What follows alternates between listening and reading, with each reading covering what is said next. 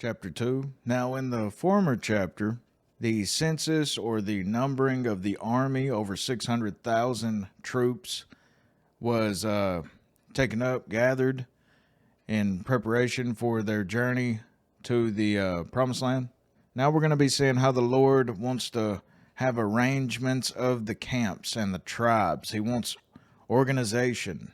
Israel had been on this Exodus journey for more than a year at this point and had assembled just about any way they had pleased. But now, ready to enter into the promised land, they had to take the next step in organization, ordering themselves. There was a sense in which the orderliness of these early chapters of Numbers, and we're going to be seeing this up until about chapter 9 or 10, there was a sense in which this orderliness refers back to that of Genesis 1. As God has created the heavens and the earth and all that fills them with order, beauty, purpose, and wonder, so he constitutes his people with order, beauty, purpose, and wonder. The tribes were to encamp about the tabernacle, around the tabernacle, which was to be in the midst of them. It was a token of God's gracious presence. Yet they were to pitch their tents afar off, not near it, as in these illustrations, in reverence to the sanctuary. If you actually had an aerial view of it, you would know that the tabernacle always faced the east. The placement on the east is very significant in Israel's thought. East is the place of the rising of the sun, the source of hope and sustenance, at least worldly, earthly, symbolically speaking. Westward was the sea. Israel's traditional stance was with its back to the ocean and the descent of the sun. Judah, as is the first mention of this chapter, the tribe of Christ that he would come from, the tribe of Judah. Judah encamped foremost. This order in their march showed the principality that should continue in this tribe till Shiloh came, meaning until Christ came. So they would be given a preeminence. They also had the largest army among them, over 74,000. Judah herein also was a type of Christ, who is the captain of the Lord's host and of our salvation, and goeth before his heavenly armies.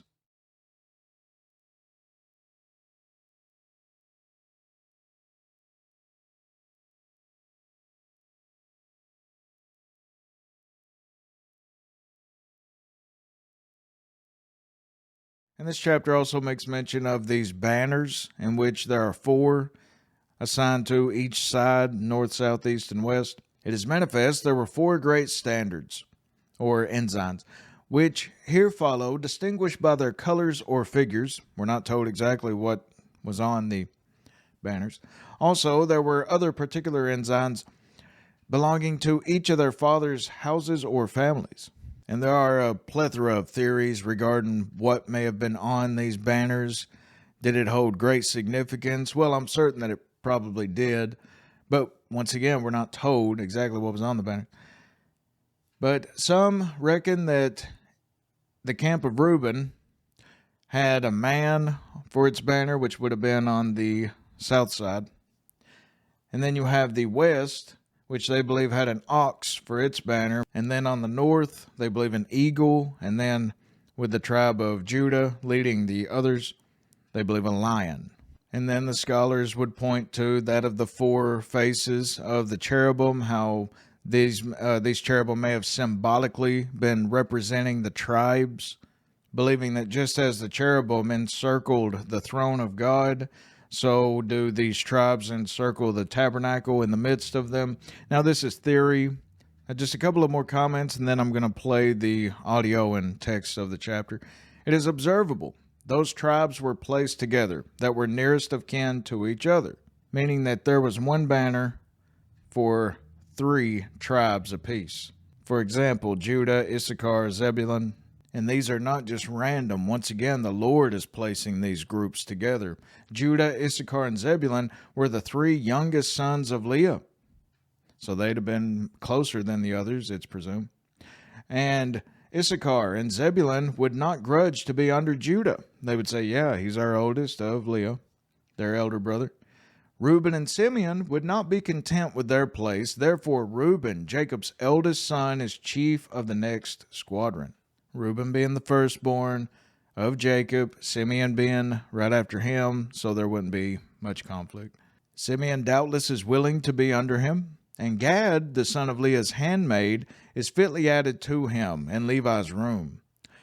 Ephraim, Manasseh, and Benjamin are all the posterity of Rachel, Ephraim and Manasseh being of Joseph, and Benjamin being the youngest, are all the posterity of Rachel. Dan, the eldest son of Bilhah, leads the rest. To them are added the two younger sons of the handmaids. So much of the wisdom of God appears even in these smaller circumstances. And once again, there would have been about 2 to 2.5 million of these recently enslaved. This verse also speaks, the opening verses, of significant order, a major accomplishment for a people so numerous, so recently enslaved, and more recently a mob in disarray.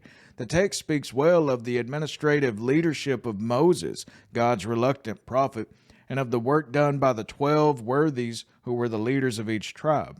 And one final comment, my friends. This should tell us that God is about order, organization, discipline. And this is what he expects of his children. Be ye perfect, as your heavenly Father is perfect. You have heard it said, cleanliness is next to godliness. So being clean, well arranged, regulated, having things in order, preparing things beforehand, showing up on time, these please the Lord. Being in good shape, watching over your health, these are the things of the Lord. Chapter 2. And the Lord spake unto Moses and unto Aaron, saying, Every man of the children of Israel shall pitch by his own standard with the ensign of their father's house. Far off about the tabernacle of the congregation shall they pitch.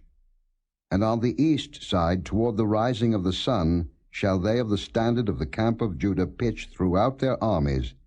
And Nahshon the son of Amminadab shall be captain of the children of Judah. And his host, and those that were numbered of them, were 614,600. And those that do pitch next unto him shall be the tribe of Issachar. And Nethaneel the son of Zuar shall be captain of the children of Issachar. And his host, and those that were numbered thereof, were 54,400. Then the tribe of Zebulun, and Eliab the son of Helon shall be captain of the children of Zebulun. And his host, and those that were numbered thereof, were 57,400. All that were numbered in the camp of Judah were 100,000 and 80,000 and 6,400 throughout their armies. These shall first set forth. On the south side shall be the standard of the camp of Reuben according to their armies. And the captain of the children of Reuben shall be Elizur the son of Shedeur. And his host, and those that were numbered thereof, were 46,500. And those which pitch by him shall be the tribe of Simeon, and the captain of the children of Simeon shall be Shelumiel the son of Zurishaddai. And his host, and those that were numbered of them, were 59,300. Then the tribe of Gad, and the captain of the sons of Gad shall be Eliasaph the son of Reuel. And his host, and those that were numbered of them, were 45,650. All that were numbered in the camp of Reuben were 100,050 and 1,450 throughout their armies, and they shall set forth in the second rank. Then the tabernacle of the congregation shall set forward with the camp of the Levites in the midst of the camp. As they encamp, so shall they set forward, every man in his place by their standards. On the west side shall be the standard of the camp of Ephraim according to their armies, and the captain of the sons of Ephraim shall be Elishama the son of Ammihud. And his host, and those that were numbered of them, were 40,500.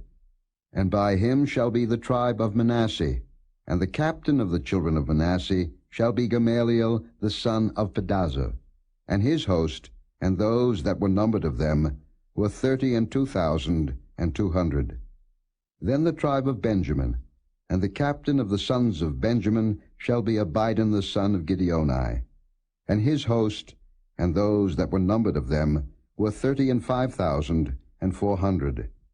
All that were numbered of the camp of Ephraim were 100,000, and 8,000, and 100, throughout their armies, and they shall go forward in the third rank. The standard of the camp of Dan shall be on the north side by their armies, and the captain of the children of Dan shall be Ahiezer the son of Ammishaddai, and his host, and those that were numbered of them, were 62,700.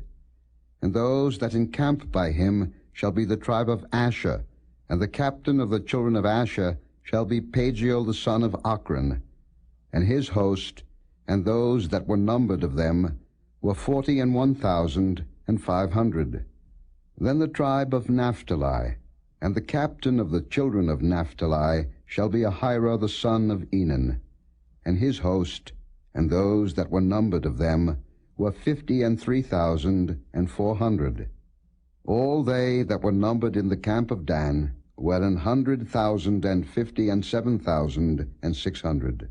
They shall go hindmost with their standards. These are those which were numbered of the children of Israel by the house of their fathers. All those that were numbered of the camps throughout their hosts were 600,003,550. But the Levites were not numbered among the children of Israel, as the Lord commanded Moses. And the children of Israel did according to all that the Lord commanded Moses. So they pitched by their standards, and so they set forward, every one after their families, according to the house of their fathers.